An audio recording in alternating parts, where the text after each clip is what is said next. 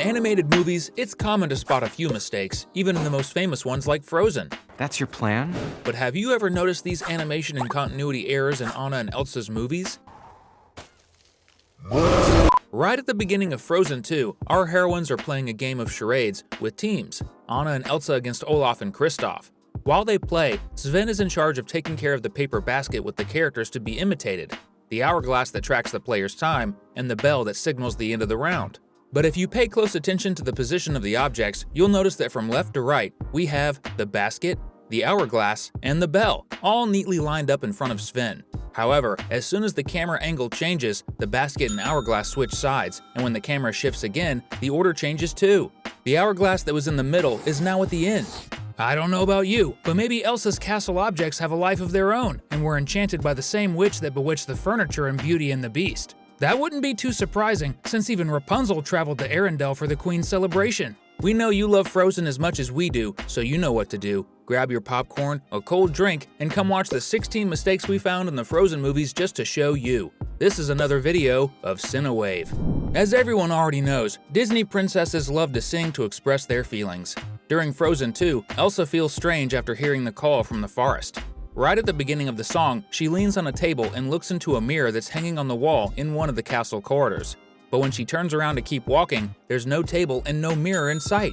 Could it be that Arendelle's castle also has a life of its own? When our heroes are traveling and Elsa once again hears the call, they come across a magical mist that prevents Kristoff and Olaf from crossing. In this scene, you can clearly see that both of them are very close to the two princesses. But as soon as Elsa touches the mystical cloud and the scene opens up, only Anna is standing beside her. It doesn't make any sense. Where did Olaf and Kristoff disappear to? Near the end of Frozen 2, Anna needs to wake up the stone giant so they can destroy Arendelle's dam, but the mistake happens right when her plan is working, maybe a bit too well. Notice that when one of the giants hits a massive rock, it falls right behind Anna, blocking her from going back the way she came. Then another rock strikes a part of the dam in front of Anna, preventing her from moving forward and escaping on the other side. In other words, Princess Anna should have been trapped. Anyone watching this scene might think that the heroine's life would end right there. The dam would break and Anna would be swept away by the water. But as if by magic, she manages to make her way back across the bridge as if there wasn't a destroyed section right there. Can Anna fly? Maybe we'll find out in Frozen 3.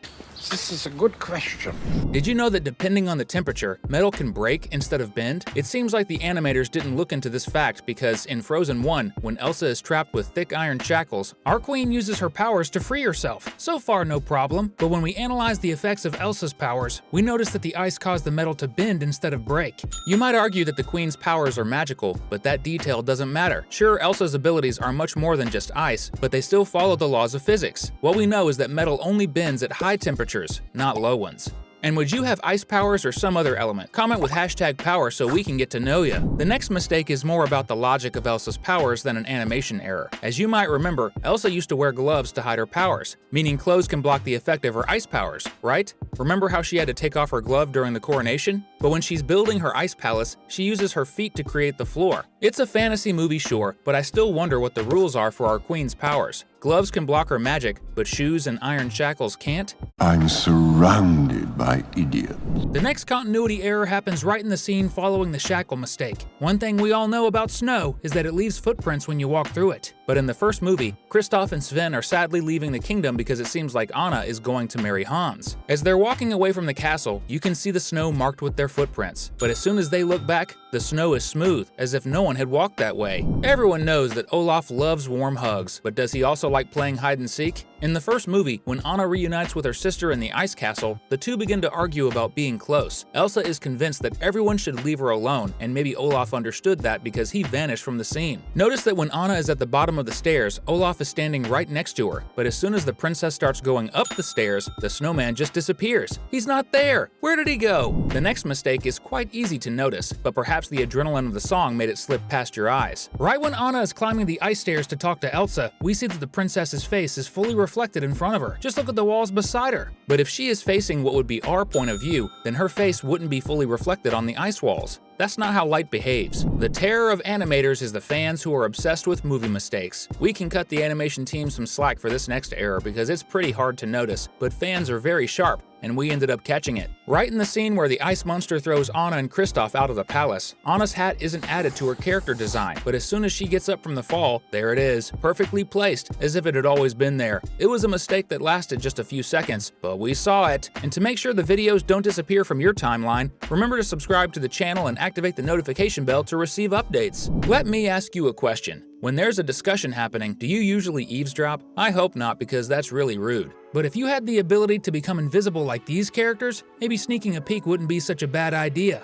Jokes aside, you should remember that during Queen Elsa's coronation party, Anna decided to ask her sister's blessing to marry Hans, a man she had just met that same day. Thankfully, Elsa was the voice of reason and said no, but Anna got angry and the two started to argue fiercely. Look at the framing of this scene. There's no one close to the two of them. None of the familiar characters are surrounding the royal sisters. But as soon as Elsa uses her powers, you can see that Hans and the Duke are right behind the princess as if they had always been there from the start.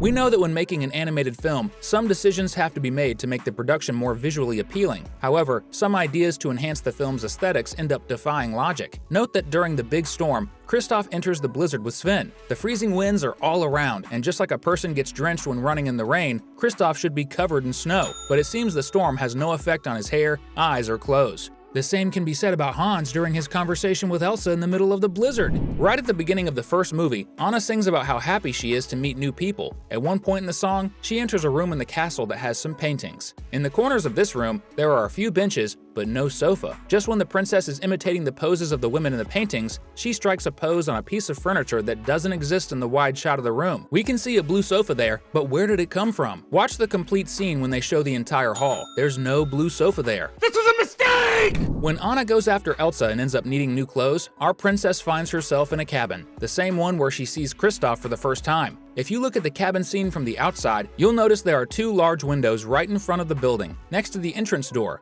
But as soon as Anna is inside, one of the windows disappears and there's no sign of a view to the outside. During the escape scene where Anna and Kristoff need to get away from the ice monster, Kristoff ties a rope around the princess's waist so they can stick together and descend the mountain. So far so good, but as soon as they fall off the cliff, the rope remains tied between them and then simply disappears when they hit the ground. Sure, it was a big fall, but the two should have been connected by the rope when they fell, and the animators just overlooked that detail. This mistake is quite hard to notice, so pay close attention. When Hans and the troops of soldiers arrive at Elsa's fortress to save Anna, one of the guards shoots arrows at the ice monster, which reacts and throws the two guards into the snow. As they hit the ground, you can't see any arrows near their hands, but as soon as the shot changes, the arrows appear right where they weren't before. Did you manage to spot these mistakes when you watched the Frozen movies? It's worth noting that even with the flaws, this Disney franchise is wonderful, and we can't wait to see the next adventure of sisters Anna and Elsa. Until then, we picked 2 pieces of content for you to watch. See you in the next video!